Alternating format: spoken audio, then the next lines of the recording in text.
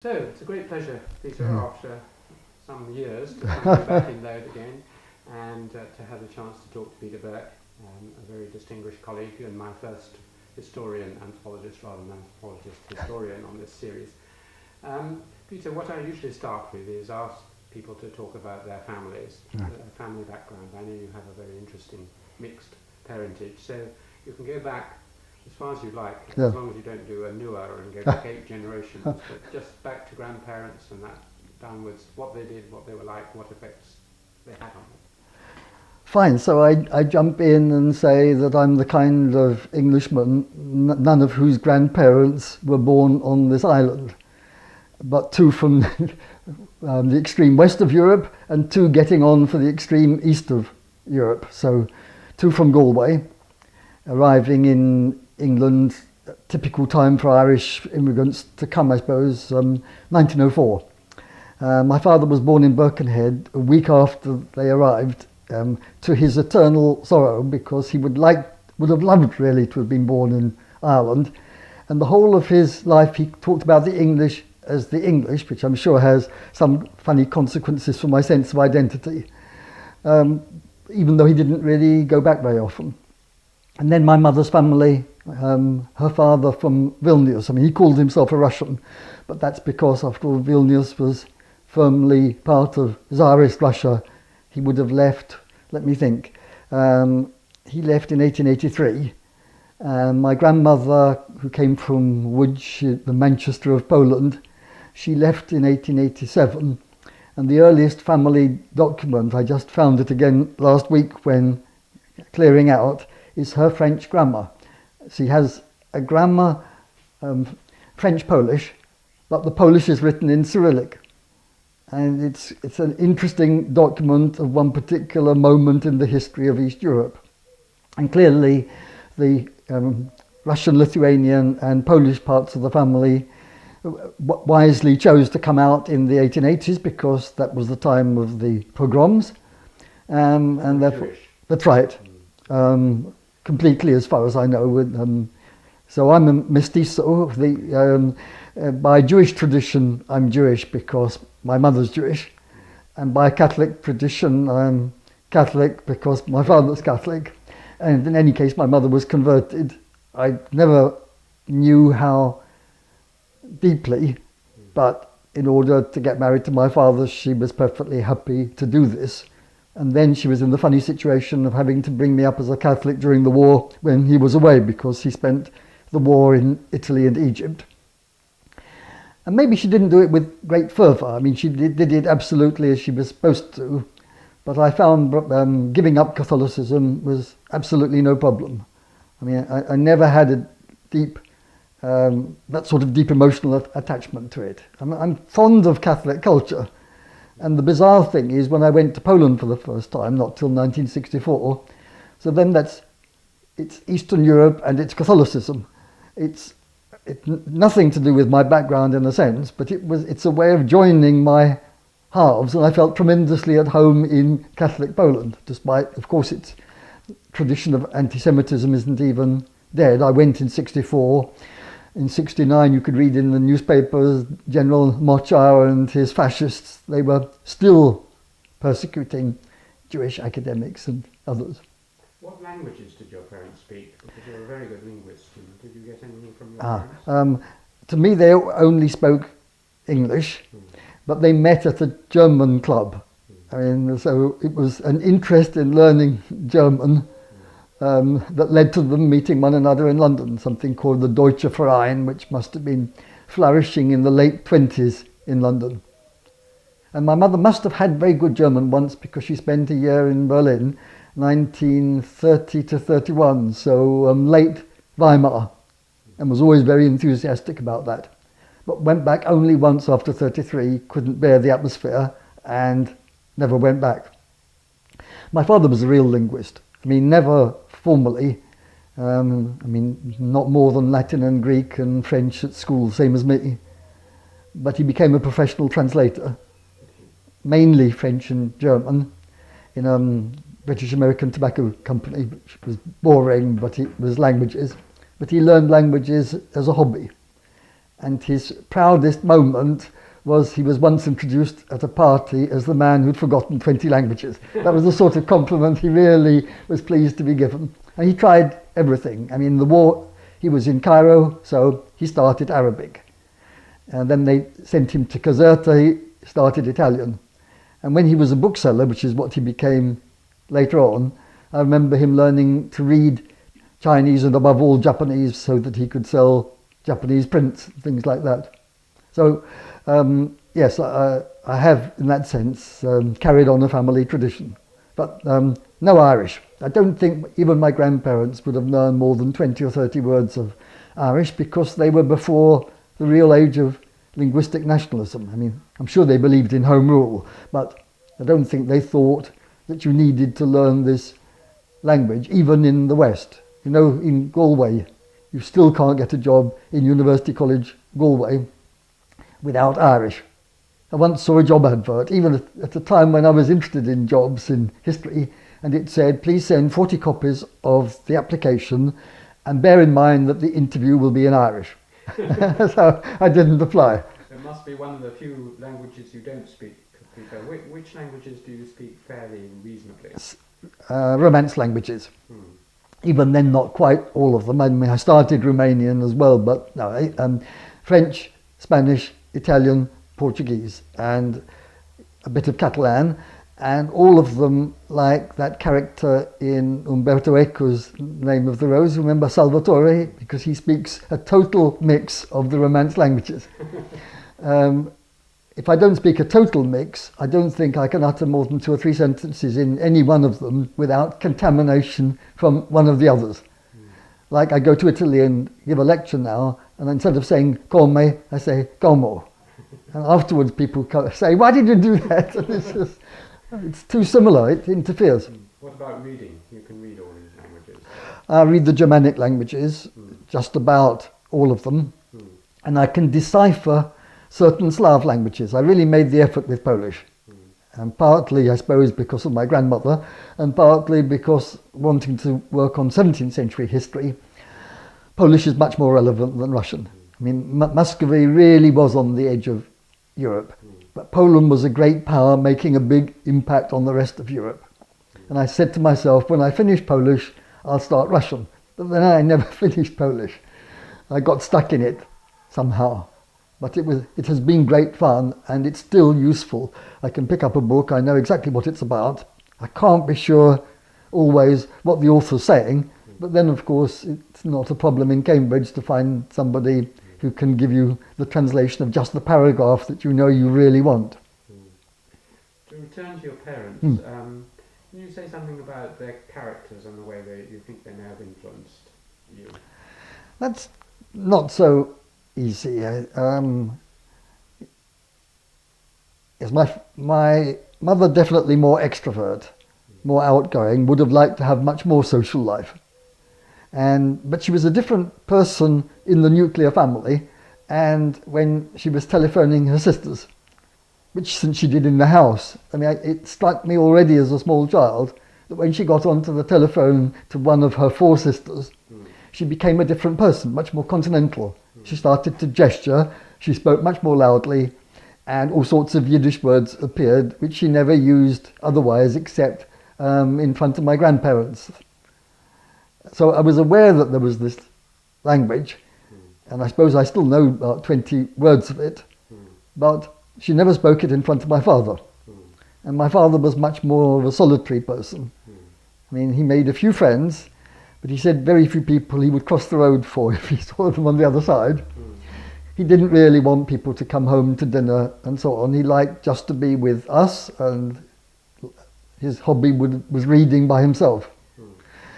I think I have inherited a bit of that. I mean, I like to alternate periods of sociability and periods of being by myself, and I can't manage without both. And I don't think I can think without being by myself. But in order to think the right thoughts by myself, I need to have been in intense conversation with other people maybe an hour before. So I suppose, yes, I hadn't really thought about this from the character side. But yes, I'm sure I owe quite a lot to both of them. then turning to your schooling, Yeah. You went to a Jesuit school. That's right. But only Which one was it? St. Ignatius, Stamford Hill, which was the grammar school, so I started at 11, and they had me at the prep school from 9. But of course the Jesuits used to say famously, give me a boy at the age of 7 and I'll make him into what the order wants, what God wants. And so they missed out on me by 2 years. And indeed, when we were 16, there was one of these Jesuit retreats, compulsory for all of us, which was just like the part of Portrait of the Artist as a Young Man, complete with the Hellfire Sermon. I mean, when I read Joyce a year or two later, I just had that sense it was a rerun of my own life, because his Jesuit school, Clongowes Wood, it was more fashionable than mine, but absolutely the same tradition. But I can remember they told us all, pray to have a vocation to the priesthood. But they couldn't hear us. I prayed not to have a vocation to the priesthood.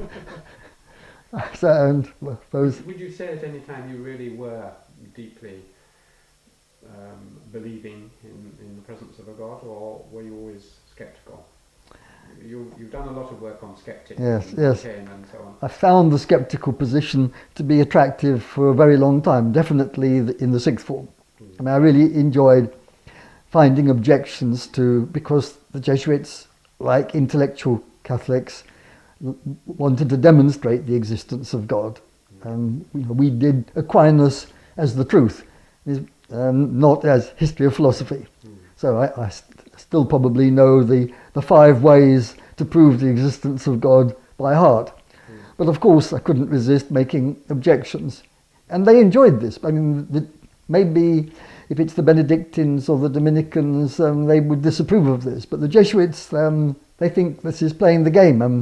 And then they would find answers to my objections and we would enjoy ourselves. I think they always thought they'd win me over in the end, but I don't know. It was quite fun having this, and it went on into Oxford, where I tried formally to leave the church and was instantly visited by Jesuits, whom the Catholic chaplain himself, no intellectual, very charming upper-class Englishman, Monsignor Elwes, straight out of Evelyn Waugh, absolutely perfect specimen. And so he told one Jesuit and one secular priest to come and see me. A very smooth Jesuit called Joe Christie, I never saw him again, and a very serious, very small, very intense secular priest. And the first thing he said as we went for a walk along the river to talk about religion, I could be in your position next year. And he was called Anthony Kenny, and he's better known as the Master of Balliol, having left the priesthood not so many years after we had these conversations. Was there anyone at school, any teacher, who particularly influenced you? Sometimes there are one or more people who... I don't think, but I ought to say that I had a history master who really did have ambitions for me. I suppose I don't think he had a big influence, because I woke up one morning when I was 7 and said to my mother, I'm going to be a professor of history. I'm not sure what I thought being a professor of history meant. I'd heard of lectures. I had absolutely no idea, of course, what a university was like. So in that sense, I mean, I was sure I wanted to be a historian. But Father Higgins he put a lot of effort into making sure I did well at A-level and S-level. And there were only 3 of us in the class, and finally for S-level I was the only person there. And then he went, they took him out of teaching and sent him to Campion Hall, and for years he was a sort of research fellow there. Good, but not all that good. I mean, good to one, he did a very decent monograph about the English Enlightenment. But he was serious about history, and so maybe seeing for the first time somebody who was serious in that way could have influenced me more than I ever thought at the time. You took history as your entrance for Oxford. That's right. Yeah, so A-level was history, French and English, history, Latin. I wanted French, but it was on at the same time as Latin or something. So that concession had to be made. Though I never regret having read a lot of English literature and criticism and written essays about John Donne in the sixth form. But yes, so I did the open scholarship at St John's in history. It seems, I can't quite believe it, 60 years ago this year. And of course that old-fashioned way that you went and lived in the college for 3 years. It can't be 60. Well, 1954, but it would have been December. That's right. It's 50 years. 1954. Because You're right. So, that's right. I'm going to sleep. Yes. As a child prodigy at no. 6 or 17 and 3 months. The interviewers demanded to know how many months. They were quite interested by that sort of thing. 50 years ago. And you got an open scholarship? Yes. I mean, I didn't expect to because nobody from my school had done this. And you know how it is. There are 100 or 200 students living in the college like undergraduates for 3 days. And I remember sitting at dinner next to this incredibly confident public school boy, and he was telling me all about how the system worked. And I thought, and I had no idea, so I thought he would get in and I wouldn't. And of course I got a scholarship and he was never seen again. And afterwards I thought, well, why did he know so much about it? He'd probably done this thing 3 times because he'd failed twice. But were you at that time interviewed by Keith Thomas? No. So this in 54, this was run by Costin, who had given up history to be the senior tutor and was going to go on to be the president of St John's just as I got there. And a terribly shy, young-looking man, not quite as young as he looked, Howard Colvin, who taught me medieval history while really wanting not to do that, but the history of architecture, which finally they let him do. And of course he had a second distinguished career, which I think he's still engaged in, writing about the history of 17th, 18th century English architecture. So you got the open scholarship, but before you could take it up, you were enlisted into the Great British Army. That's right, because they actually said to me at the interview, what would you say if we offered you a scholarship on condition that you did the national service first? And I said instantly, apply to Cambridge. And then afterwards, the senior tutor wrote me this letter, which my father saw about, right, we won't make this a legal requirement, but I must insist that the wisest thing for you at this stage is to do the army. And so I did. And it was the wrong moment in the year because I had a clear idea, if I'm going to be in the army, I want to do the Russian course and I want to be sent to Germany, and then I go to Oxford with 2 languages that I'd like to know and don't know a word of. But I was going in September, so that means that people who had read modern languages all over the country were doing their deferred national service and wanting to do this and had better qualifications than me. So I missed out on all that, and they decided to make a clerk of me. So I did basic training in Catterick, which was horrible but illuminating. It took me about 20 years to realise what the point was of some of the things that they made us do. I thought of it again after seeing the videos of what was happening in Iraq a few weeks ago. Because actually, yes, I think this is very interesting. In the barracks, they were very keen on polishing boots. And we were told that we had to appear on parade the next day with very brightly polished boots. We were issued with boots which were totally unpolished. We were then told informally that there's only one way to get the high polish. You burn it on with a spoon. You heat a spoon in the candle, you apply it to the black polish, and it burns in. It destroys the waterproofing, and it's forbidden. So we were simultaneously told, get this result, but the only means is forbidden. And so obviously we all did it, and we all said we didn't do it. And I thought, this is totally absurd. I'm living in a kind of Dadaist world, And years later, I thought that maybe when the officer tells people, be gentle with the prisoners, but just get them to talk, somehow people would have learned the lesson. Yeah. Yeah. And then I had clerk's training, and then I got posted, but this was the good fortune, to Singapore to be the pay clerk. And to be the pay clerk in a regiment of what the army called in its bureaucraties locally enlisted personnel, which meant Malays, meant Chinese, meant Indians, mainly Tamils, meant Anglo-Indians in the sense of mestizos, one Filipino that I can remember. Anyway, it was a wonderful ethnic mix. And the British characteristically only trusted the British with money, so they needed not only the pay captain, but the pay corporal to be English, although we were assisted by Chinese clerks in the office. But I was the one that had to go to the bank with the pay captain to draw the regiment's weekly wages. This was great fun because it meant you went into the Hong Kong and Shanghai bank carrying a loaded Sten gun. Actually, I didn't enjoy it as much as I should have done because I spent my time worrying about whether the magazine would fall out, because I'm not terribly good at putting these things together, whether I'd disgrace myself. But I did notice when you got in with a loaded Sten gun, you got to the front of the queue very fast. You might have become a bank robber after that experience.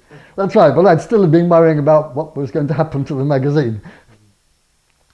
And that's when I really effectively was doing something like field work without knowing. I mean, I think until I was 21, I had not come across the word anthropology.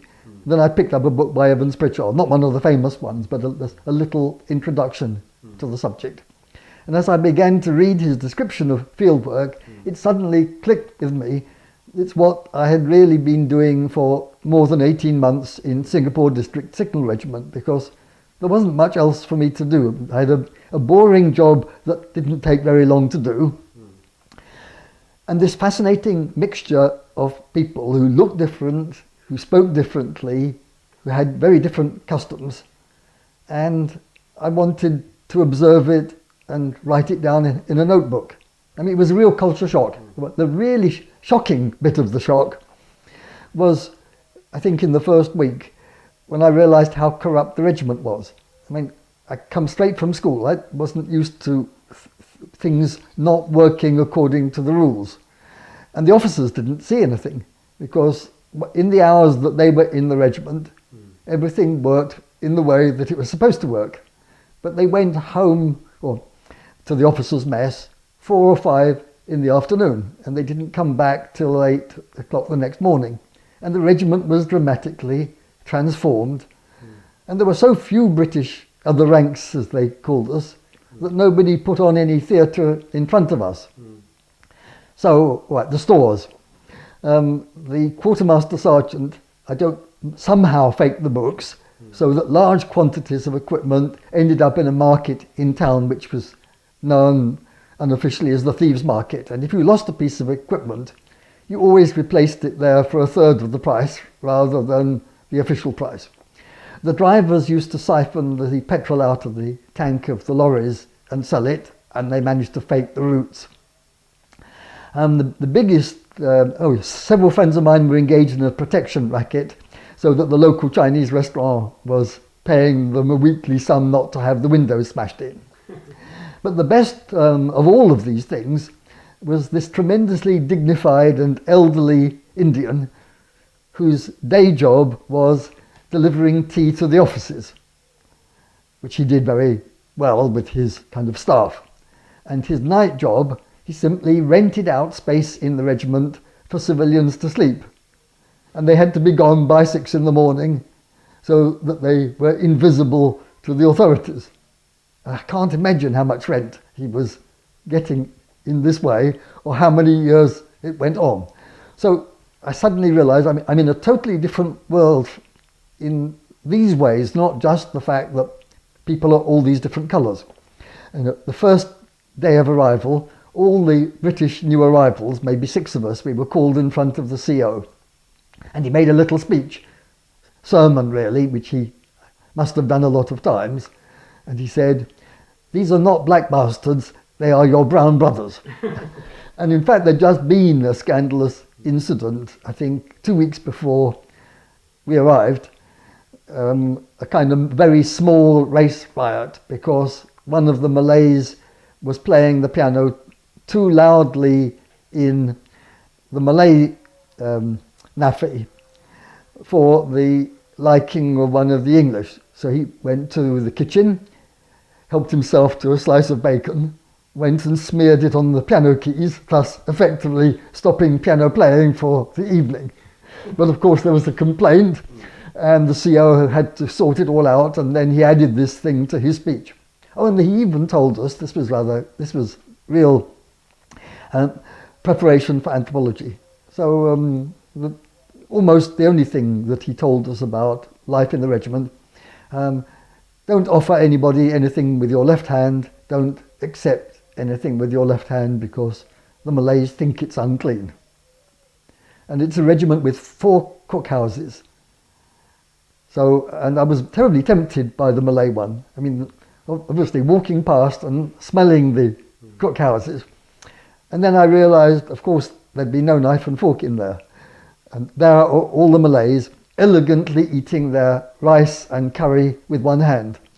And I think to myself, how many months would it take me to learn to do that? Would I ever learn to do that? And the only time I saw that again was in Berlin, because I was there the same year as André Bété, and his daughters came, and his wife just once to see him, and because we'd become friends, he invited me and Maria Lucia to dinner. And the daughters ate again with great elegance with their hands, while the parents ate with us with a knife and fork.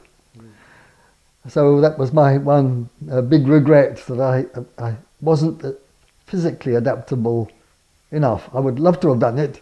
The Malays would have found it great fun. I mean, they enjoyed having an Englishman asking about their customs all the time.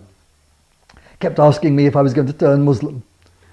Especially the day that I came with a souvenir. I bought one of these green velvet sonkos, and came back with it in a box which revealed to everybody as I passed the guard room what I was carrying. And so they started to make jokes about, was I going to turn up at the mosque next Friday? Do you think all this experience, I mean, in the sense you've answered it, but led into the fact that you are one of the few historians who really seriously read in anthropology and applied anthropology to your work and been interested in popular culture and so on? Was it this experience, do you think, that... It's what I now think. I mean, I didn't think about this at the time. I picked up an anthropology book, was instantly fascinated, started to read more without stopping to ask myself, why am I so interested? But then thinking back, the books were describing situations which were recognisably like what I'd just been doing in Singapore. Well, not just. I mean, I was 5 years earlier in Singapore. So I started not with any kind of high theory, but I started reading a plain ethnography and found it quite fascinating. And the thought even crossed my mind, would it be fun to read anthropology at Oxford afterwards? And if so, I was sure I would do field work either in Kelantan or Terengganu, because I found the Malays such charming people. I'd visited these villages. I'd realised they're very hospitable. It would have been great fun to do field work in a place where it's very easy to have... I mean, I had very easy rapport with all the Malays that I met. There were about 400 of them in the regiment. I went through all their files. Almost everybody had one of 2 jobs: rubber tapper, paddy planter, and joined the army when things were going badly. And when I complained about the food, I remember somebody saying to me, we've never had 3 meals a day before, why are you complaining? They thought the food in the army was absolutely wonderful. Well, perhaps we now ought to get back to Oxford. Yes. After this liberating experience, you then went to Oxford to read history. That's it.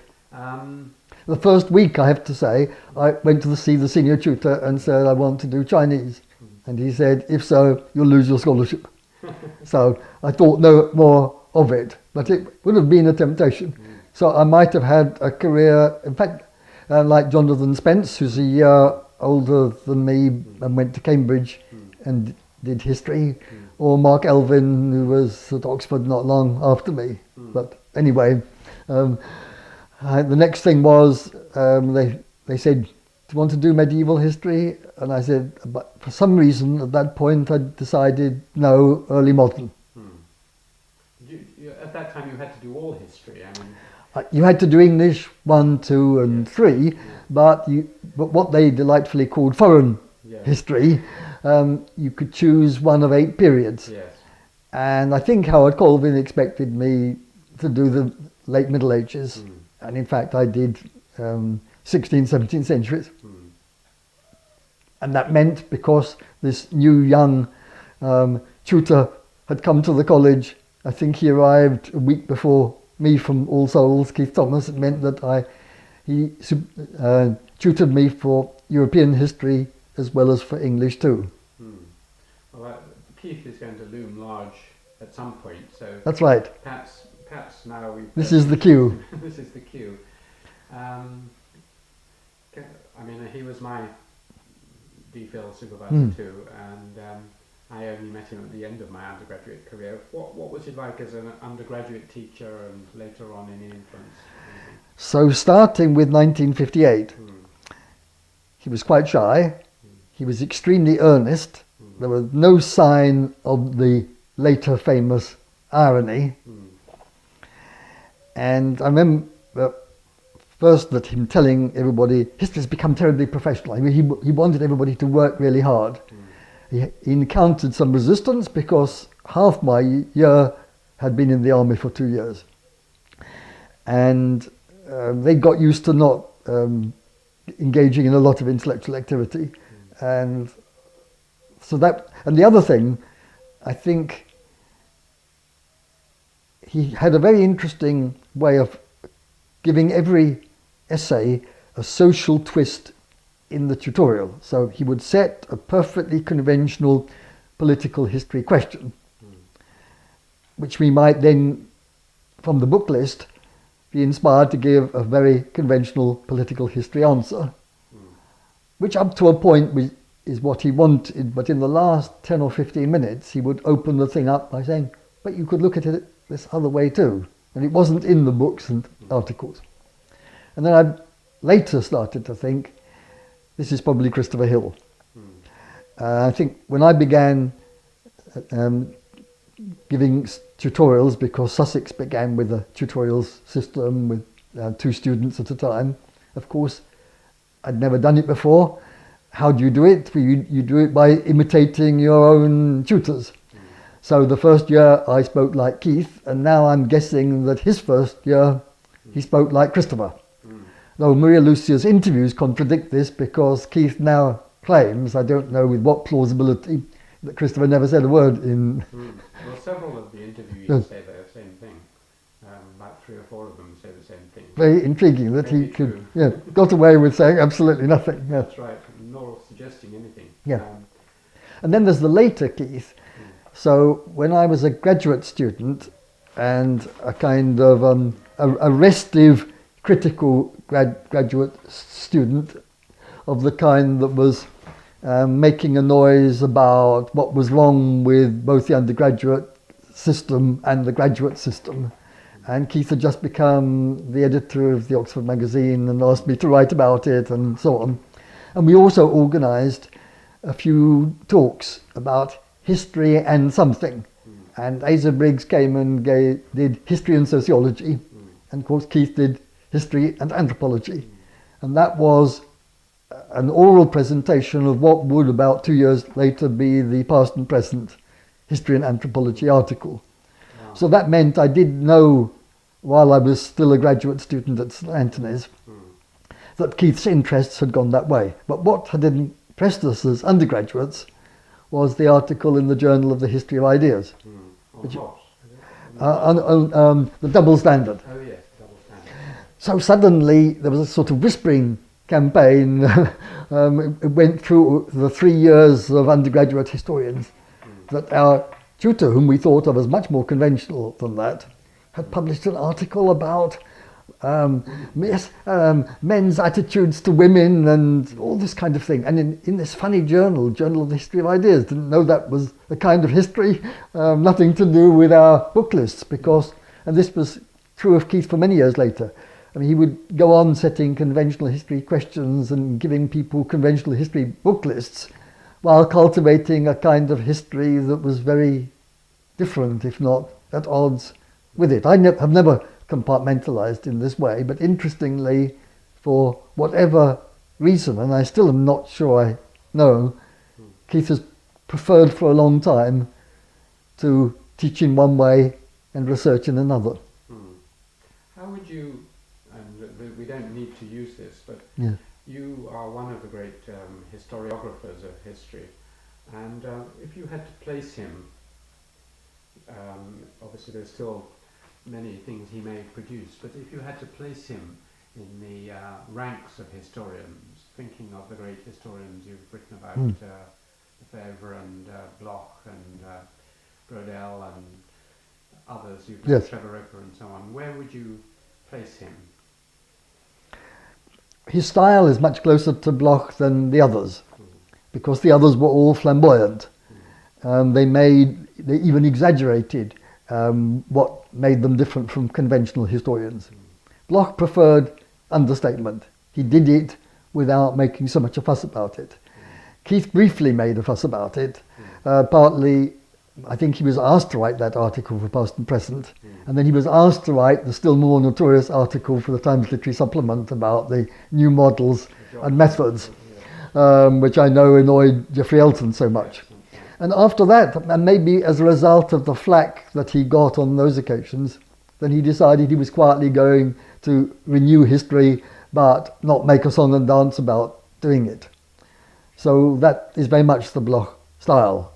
Say in Les Rois Thaumaturges, it's one of the most innovative works of history published anywhere in the 20th century. But it does not begin with any kind of manifesto, whereas Lucien Febvre was always writing and rewriting manifestos. He also delivered the goods with the great Rabelais, Burke and others. So I'm not saying that he wasn't a real innovator. And then Trevor Roper was flamboyant in another way, not in the sense of saying that he wanted to write a new kind of history. Though he was always sympathetic to an hour, and he always had a European vision. But he liked to be flamboyant in his denunciations of his colleagues.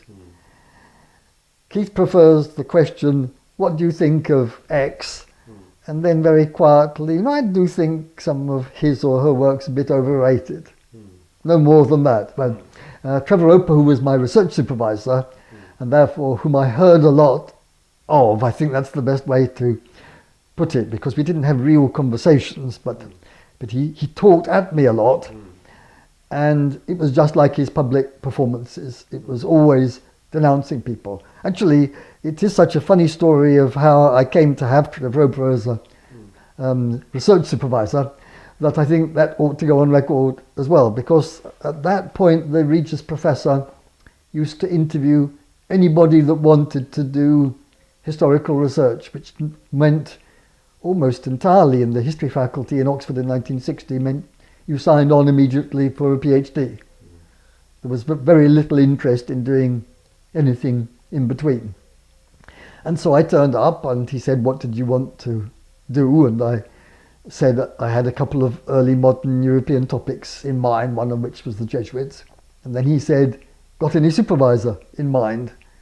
And I said, yes, Anne Whiteman.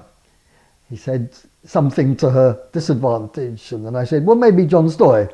He said something to his disadvantage.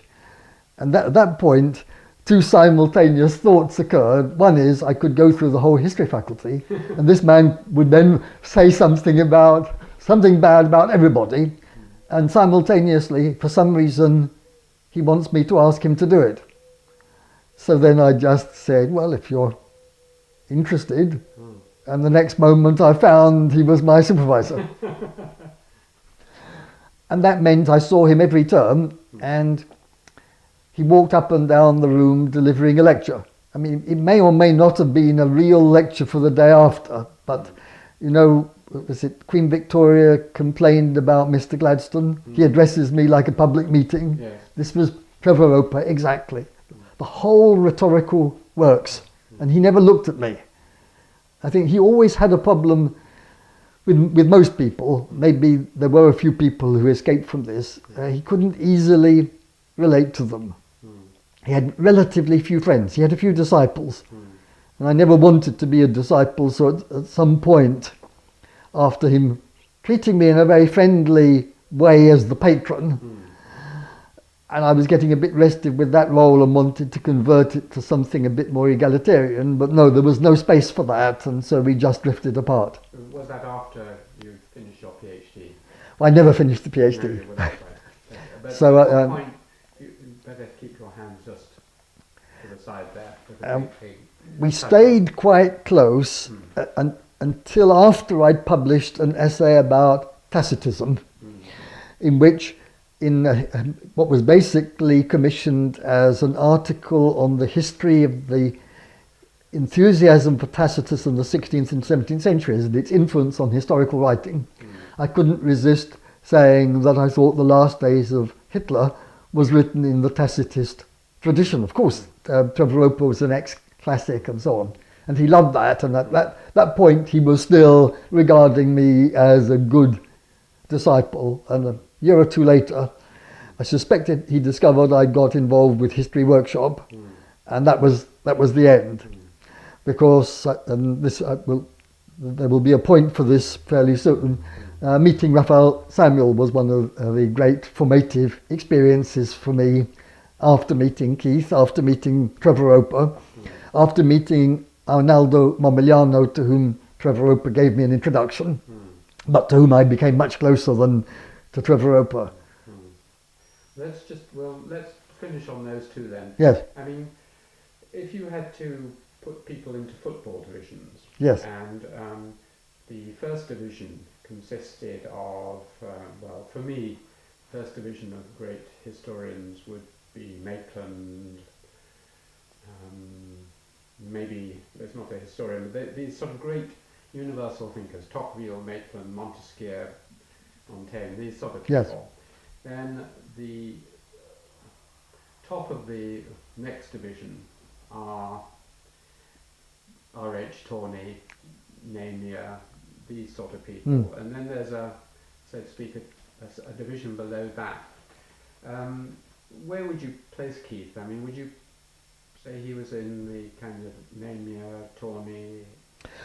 I put Namier well above Tawney, though I think Tawney must have been a very much more sympathetic person than Namier, and so I think I would put Keith above Tawney, but well below Namier.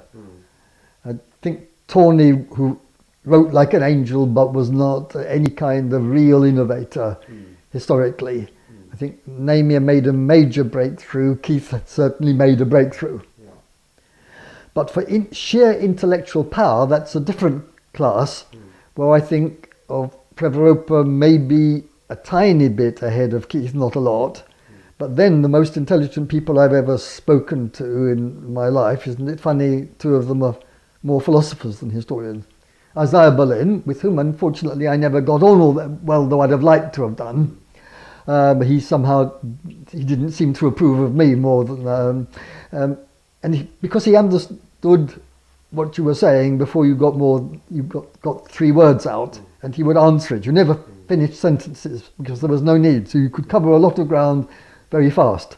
And Momigliano could do that, though he always talked about only what was on his mind, and you had to laugh or pant to keep up because suddenly he bowled you a question about Thucydides and you didn't want to seem stupid, and because you wanted to go on talking to him, and desperately you had to say something about Thucydides to keep the thing going. And the third one was Leszek Kołakowski, whom I've met very rarely, but again there was that sense that you didn't really need words to communicate. We'll be making a transcript of this, so for Sarah's benefit, can you spell his his name? Yes, that's so first name, Well, which is the Polish for the other Leslie, one. Leszek, and then it's Kol with a stroke through. Kol. Yes, I'm so delighted now that I've gone from Macintosh to PC, because when you insert symbol, you can actually now spell Polish names properly with this special L character, which is pronounced W. As you notice, I said my grandmother came from a place that looks on the map like Lodz, but it's Łódź, because the L's got a stroke through and the O's got an acute accent on it. To spell his name afterwards. Fine. Okay, so Momigliano, you said he influenced you, and you were fond of him. Yes. Can you say anything more about his work and Yes. his influence on you? So maybe one sentence as a prologue to that is that I had meant to do research on the Jesuits in the Jesuit archives in Rome.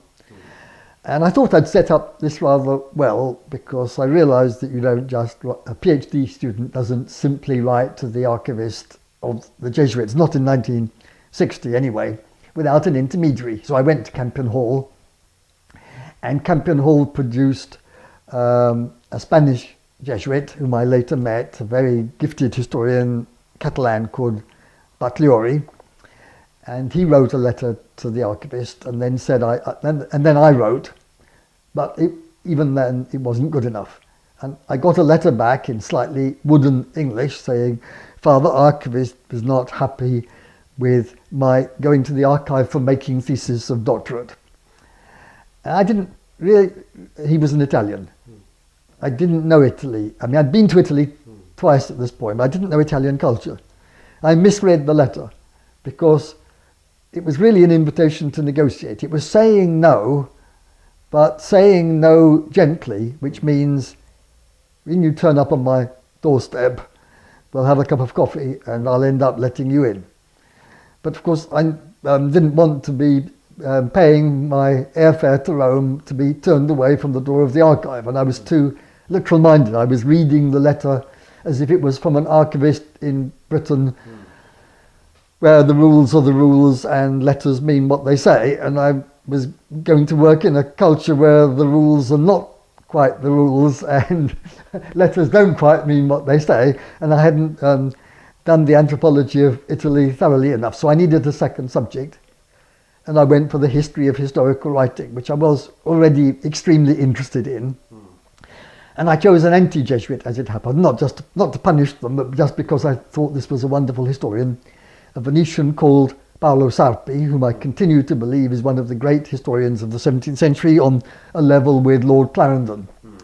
Trevor Roper was certainly the only person in Oxford, and maybe the person in England at that time who would have known who Sarpi was and shared my particular enthusiasm.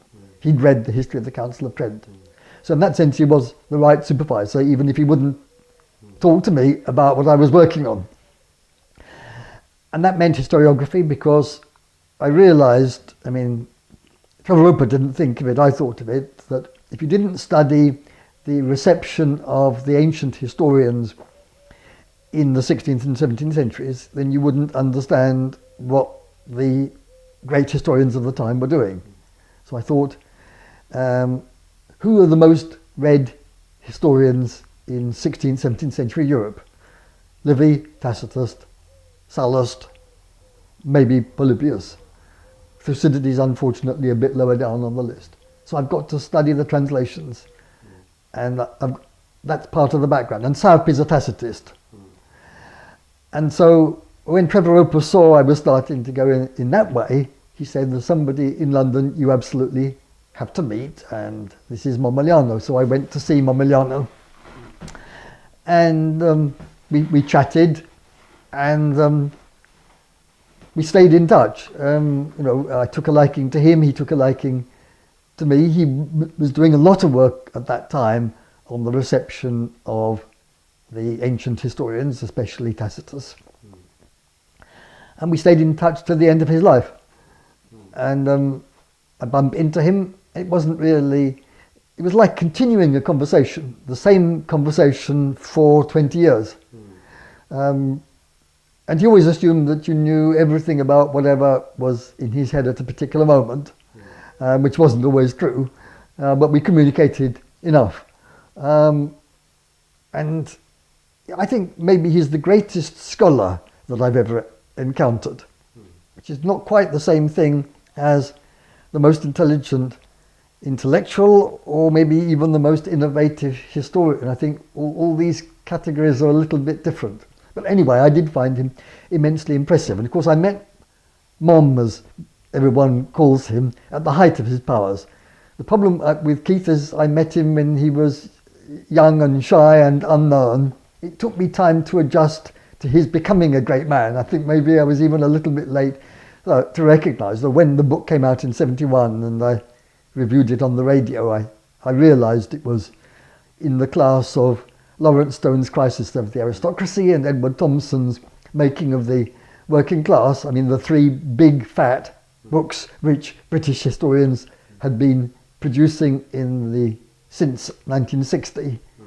I still hold by that judgment.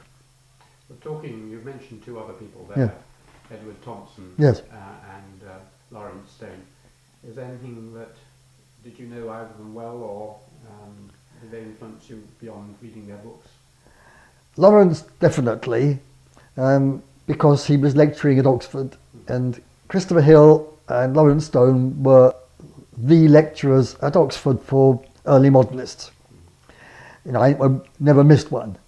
Stone very histrionic, very self-dramatising,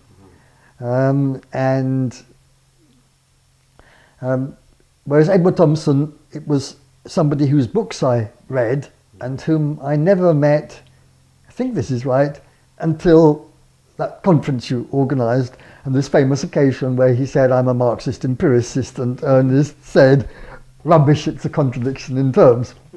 So I did meet him a few other times and would love to have known him better, though he was a difficult character. He was a fascinating character, could clearly be very charming. I saw him being very charming, and I heard about him being very difficult. Lawrence I kept up with, and it was thanks to him that I got to Princeton, because of course he went to that chair in Princeton. Trevor Roper characteristically commented to me, the appropriately named Dodge Chair of History.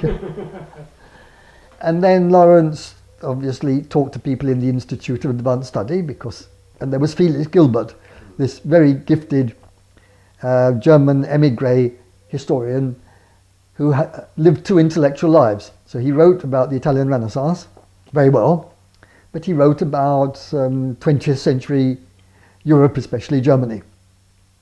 And he had a chair at the Institute.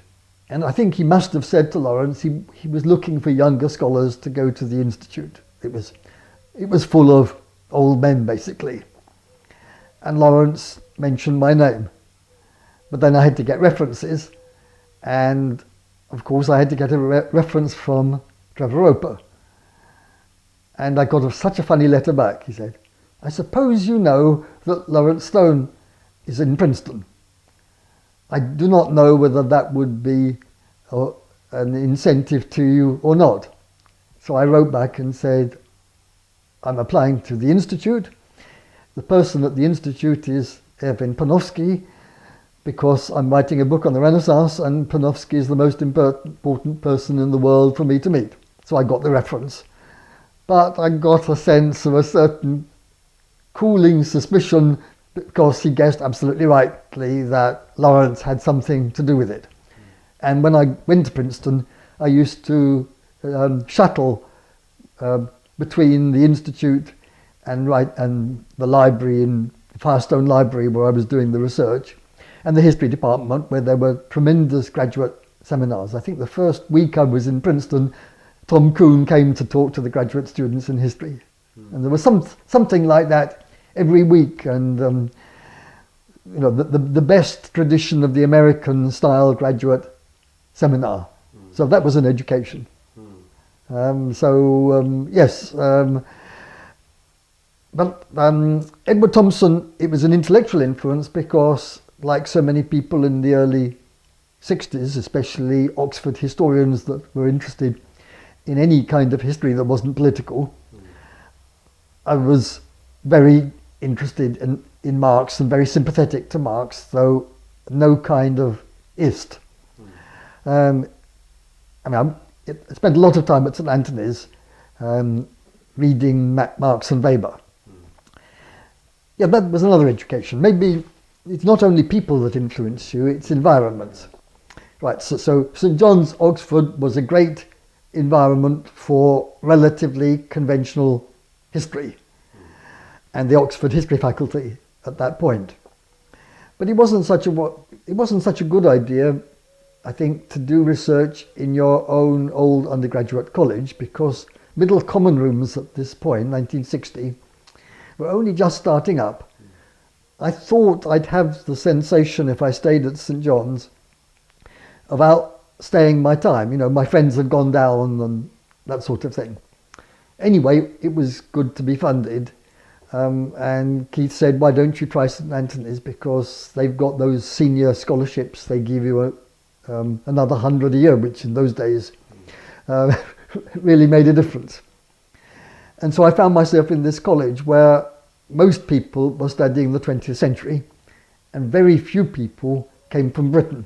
In fact, there was even a division in the college fellowship. What should St. Anthony's do? And James Joll at that point had the idea, first of all, however strong the emphasis on the 20th century, it should always be complemented by having a few people in the college with other interests. Let's be a bit like those more rounded older colleges. And secondly, although it's absolutely right to have all these people from outside, let's take in 3 or 4 Oxford graduates every year, if only so that they can explain British culture and Oxford culture to people who have just appeared from Budapest, Tel Aviv, Dar es Salaam and Tokyo. And that environment was very important to me. My best friend was an Ecuadorian. I'm still in touch with him so many years later. He got a job in Canada. And he had come straight from Paris, where he'd been a pupil of Pierre Chenu.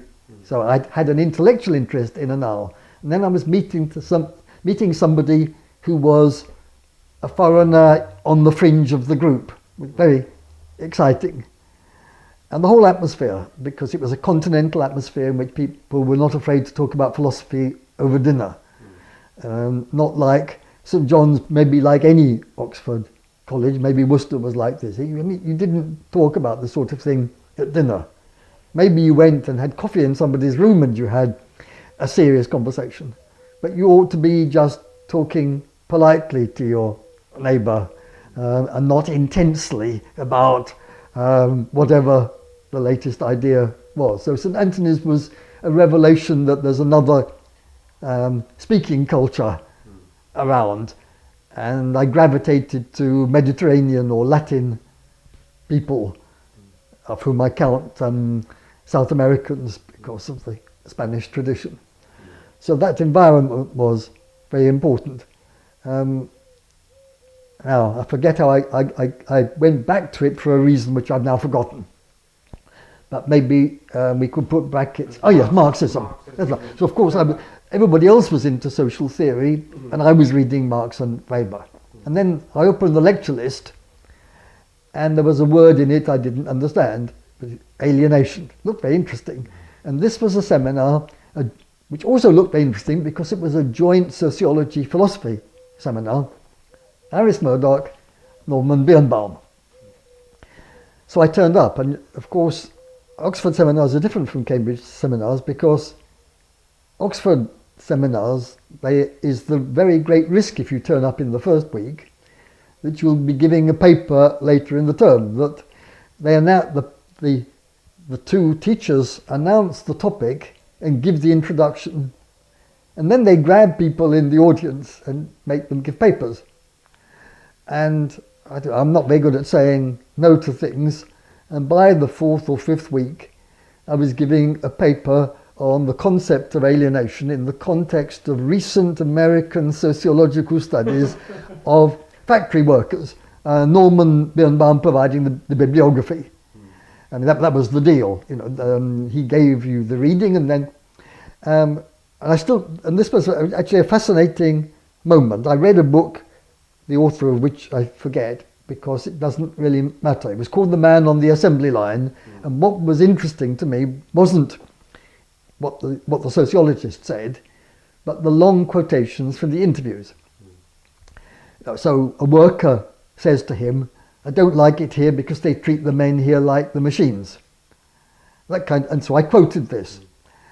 And then at the end, Norman says, "Why did you choose that book? I gave you a choice of 6 books, and then you did a report entirely on one." And I said, because it was the only one where where you heard the voices of the people that were being studied, rather than just the voice of the person studying. And I still remember a couple of people laughing, and Norman saying that you shouldn't laugh because this is absolutely crucial in sociology. That the light's still on, by the way. You really have to listen to people talking. So, if like, he had an ethnographic approach to sociology at a time when some sociologists were doing everything from questionnaires and statistics and so on.